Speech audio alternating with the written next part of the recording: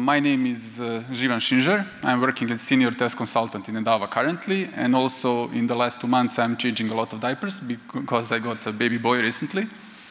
But while I was working that other less important things like testing, I was taking different roles with different teams. So some of those roles are well known, like manual tester, automation tester, performance tester, business analyst, or team lead, or so on. But actually, on one of the recent projects, a client had an ask from us to build a resilience framework on top of the automation framework that we were already working on. And at that point of time, that was quite a new topic for me as well. So I can only assume that in the audience, we have a few people who do not have the clear picture what resilience testing is. Resilience testing is actually a non-functional type of testing, and main goal of resilience testing is to prove that system can maintain its operation under some unexpected conditions. Those unexpected conditions can vary depending on the system under test, but actually we can group them in several categories, like system failures, network failures, and bad user inputs or unexpected user inputs. So to explain this better and to understand this better, let's take one example. So you probably all heard about the joke that if you try to drop a table in production DB in the morning, that can wake you up better than the coffee. So even that, we know that that catastrophic event would definitely cause a system failure, because the system will try to go, our service will try to go to DB and try to pick up the data from that table that does not exist, and that will cause an error for sure. But actually, even the less catastrophic events like temporary connection loss to DB in production that is happening quite more often can cause similar issues. So let's try to define the questions that we need to ask ourselves to figure out is our system resilient or not. So the first topic that we need, or the first question that we need to ask ourselves is there an automated way that can let us know that we have a problem in our system? So for example, in this example, when we have a connection problem with DB, is there some system letting us know that the problem exists, or we will wait for client to start complaining that he is not receiving the proper response? So that will be a bad outcome. So the second question that we need to ask is, if we already got the request from the client and we are not able to process that request, so what we are returning back is a response to that request. So are we returning something meaningful like 503, the system is currently unavailable, please try again later? Or we are returning some generic 500 error, and we are including some additional stack trace details or something like that. So the third question that we need to ask, or the third focus for us should be to know that if we are already aware that there is a problem with our system, what are the actions that we need to take to bring the system back to a healthy state? So, for example, if we know that there is a problem with connection to DB, what are the actions that we can take to try to restore the functionality of our application? So are we, maybe we need to retry the connection several times again if he has that configuration in place, or we need to try to get or hit some other node or some other replica of DB that is already in place. So, before we go into more details about these details for each of those questions, let's try to define why the resilience testing is important in modernization projects and programs. So usually the projects that are going through the modernization phase are the large corporate companies that built their income streams a long time ago. So they are stuck with old architecture and old technologies. But actually, because with the presence of many more counterparties on the market, they are pushed to modernize their job and their system. So they are trying to hire some external companies to make them more modern. And they are usually, because they are afraid to make any changes, because they had stable incomes for a long period of time, they are doing that gradually. And first thing that they are trying to do is they are trying to go from from monolith structure to a microservice structure, so meaning that they will try to move small pieces of their business into microservices. So they are not aware that that switch can also cause some problems, because even though microservice architecture can bring many benefits, that it can bring also some risks. So for example, because the communication is no longer happening only on the application nodes, now the communication is like migrated to a network layer. And additionally, because we have, even for simple business flows, we have many microservices involved in that process, so we have a lot of breaking points possibly introduced that can cause some error. So that means that even our application is functionally properly tested in lower environments, and we are pretty confident that there are no functional issues. Still, in production, we can experience some problems and issues, because they can happen as a result of some config error, some network error, or some user input that can happen in production. So resilience testing is actually just trying to lower that risk of those events happening in production. And because those issues can be really costly to the company, it really makes sense to invest some time and some resources to test them in lower environments and as soon as possible. So resilience testing can also help with disaster recovery plan, because if you properly test your application and know all the limits and problems with your application, you can create a recovery plan that can bring your system to a healthy state.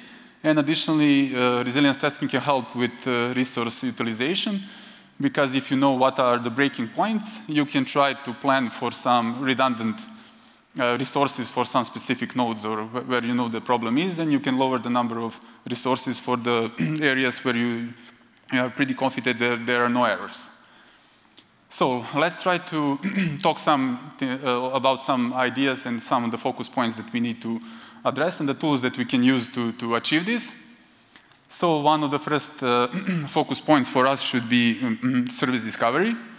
That means that, for example, if you send a simple request to some health endpoint of the application, we can get the information about the status of our application, if our application is up or down, if our application, so we can also see some resource utilization parameters like CPU load, memory usage, and disk usage. And also we can see some details about the downstream dependencies, because downstream dependencies can be really important. Because if downstream dependency is not working correctly, even though our system or our service is working correctly, we need to update the overall status of our service to be down as well, because we really depend on that to process information correctly.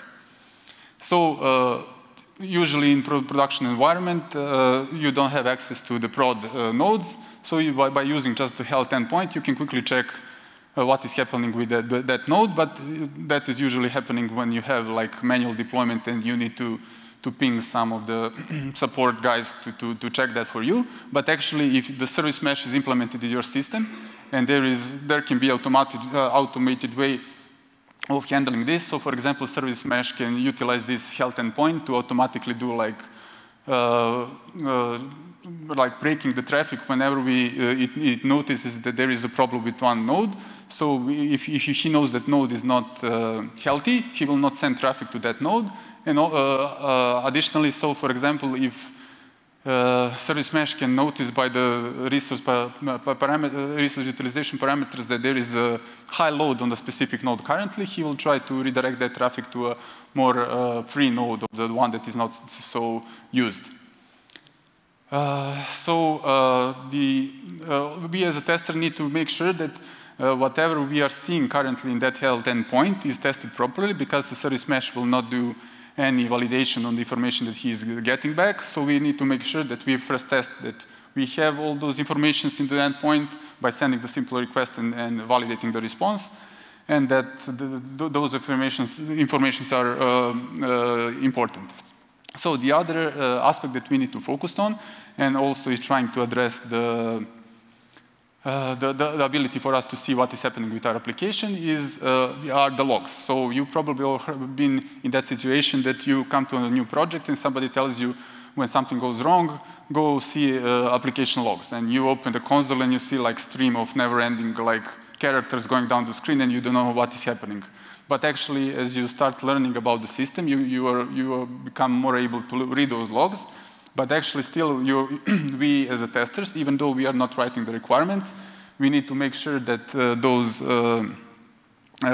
logs contain the proper information for us to know that even for non-problematic scenarios, so to know that our application is doing what is intended to do. And additionally, if there is a problem, to quickly notice that there is a problem and how we can address it. So we need to know what is the problem, who caused the problem, and when the problem happened. Because in the current environments, we are using something as log aggregators that are just currently picking up, gathering all the logs from the nodes and sending it to some cloud storage.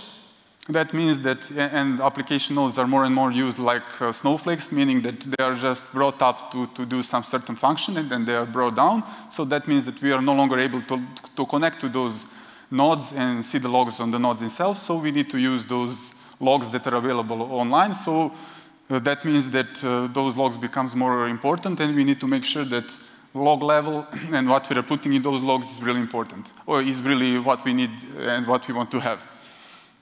So another point that is important to test is like connection configuration,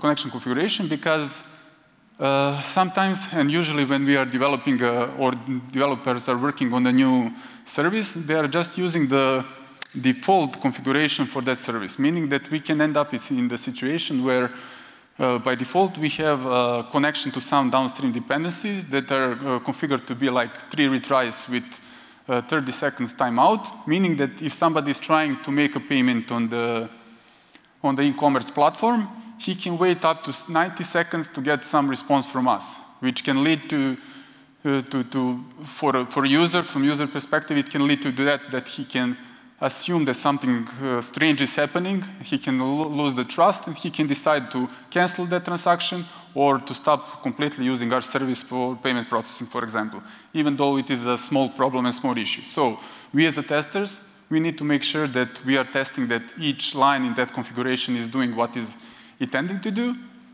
and also that from the business point of view, it is meaningful. So it's not like there just to be there. So another point that we need to focus on, that are the fault scenarios.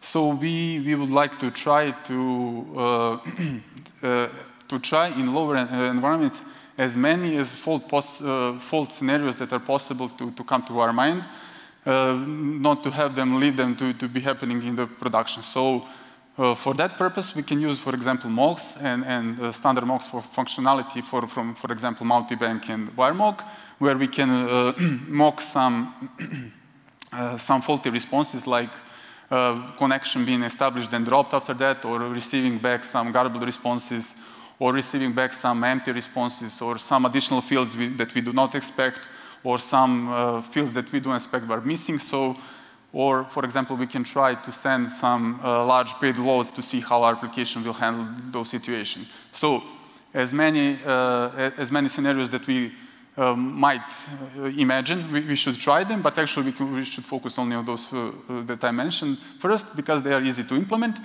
And for example, we can use production data as a source of those those scenarios, because at least we need to cover whatever the clients were sending up to that point. That means that that can happen in the future as well, but whatever we additionally test in lower environments, that can help. So the tools that we were using to achieve all of this, they are standard automation tools that we used for our automation framework. So for example, if you wanted to send a request and validate what we are getting as a response for health endpoint, or what we are getting back as a response from, for example, Elastic to see what we have sent as for logs to the Elk stack. We were using Rest Assured. For example, for mocking solution, as I already mentioned, we were using wire mock and multi-bank.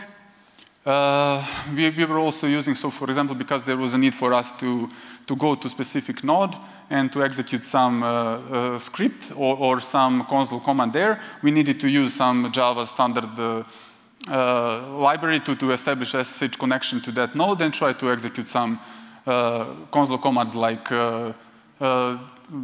like traffic control or whatever we needed to do. So for example, to break connection to a specific IP address or to delay connection to a specific IP address.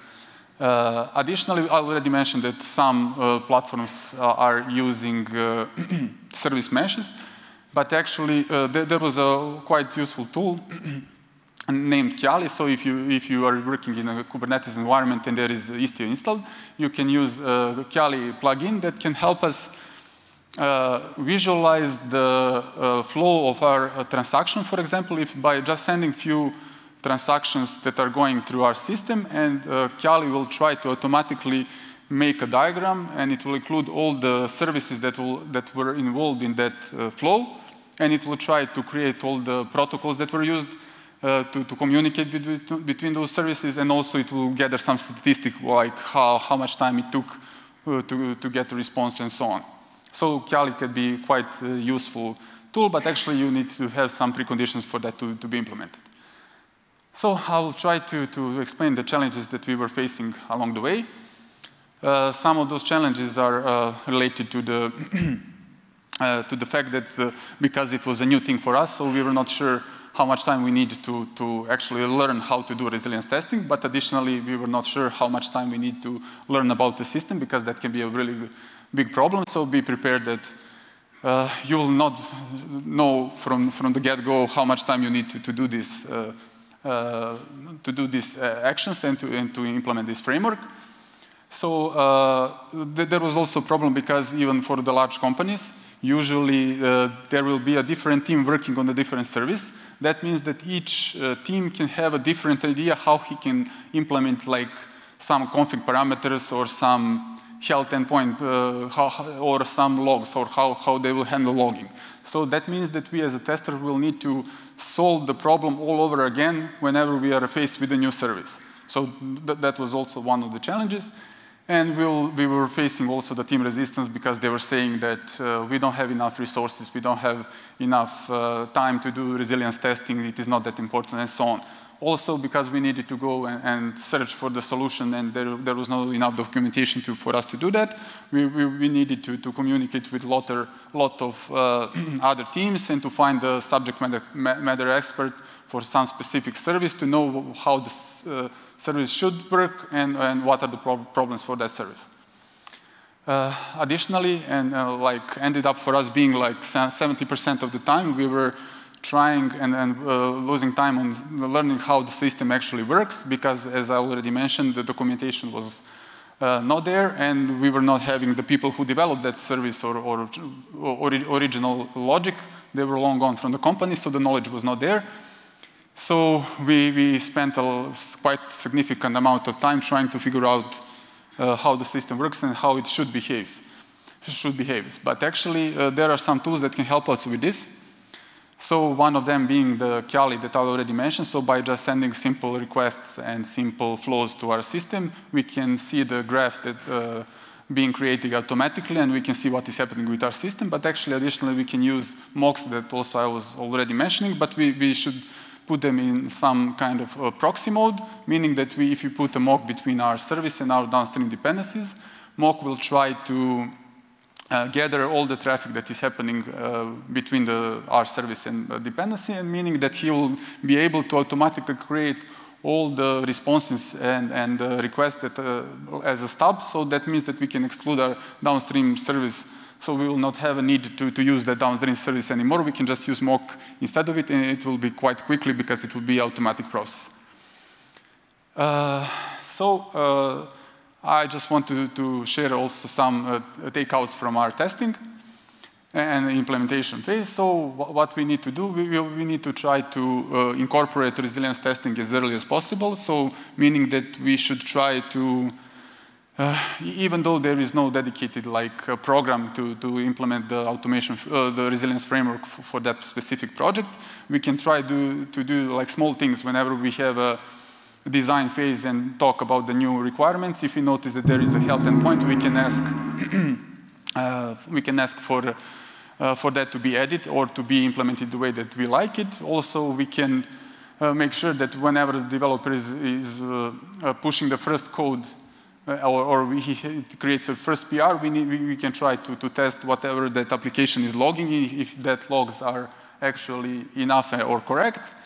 And as a last point, we can just ask for the standardization of those services, because we want to solve the problem only once, so we don't want to lose time or resolving the problems that were already resolved for the first service. So we just want to apply the same logic for all the services. So that is it for what I had today. So if you have any questions. Applause.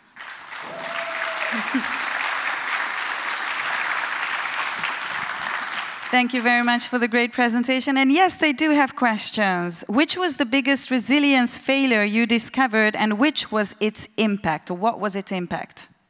So there are several issues that we noticed, and for example, one of them being that our application was not releasing its connection after there was a problem with, or after the timeout expired. So that means that all the new transactions that were coming to that system were blocked, and we were not able to process those informations. Or, for example, when company was trying to switch to another region, that means that all of a sudden there were a lot of special ASCII characters coming in the request or in header or in body, and that was creating a lot of problem for us because we were not counting on that. So those are some examples. Okay, thank you. How different is reliability testing? To be honest, I don't know what is the actual difference between reliability, but probably, I don't know how. To be honest, I don't know how to answer that. Okay, I totally accept that. What's the difference between, I think it's resilience and robustness test, right? That's what you wanted to ask, I hope. Okay. Does that make sense to you? Maybe, but I'm not sure what that can be. So robustness, I cannot say so that for sure what that means. Okay, thank you. Okay, you can say it's so complicated, I need some time to answer. These are the tricks. Okay. Was it integrated with CI/CD, and if so, what was the most challenging during implementation? Yes, so our solution was implemented and incorporated with CI/CD. So we were running the resilience stage after the acceptance stage, and we were making sure to create some scoring for each service, and to get the fast feedback for the developers whenever they push some new code or create a new PR, to be sure that at least they are not breaking whatever we had so far. So it was integrated. And the most challenging during implementation is, for example, because the client was switching from one cloud solution from Azure to on-prem solution, and they're just preparing to go to another cloud solution like Google. We had 2 or 3 different environments. So if you already prepared a test for try to set up everything locally to try what is happening, and you try to run the same tests on the on-prem, on in-house cloud solution, and you will get different results. And when you go to the third environment, and you have third outcome of that testing, so that means that there were a lot of problems figuring out what is actually the source, what is the actual behavior of the application. And actually that was the most challenging part, because it takes a lot of time to figure out what is correct. Okay.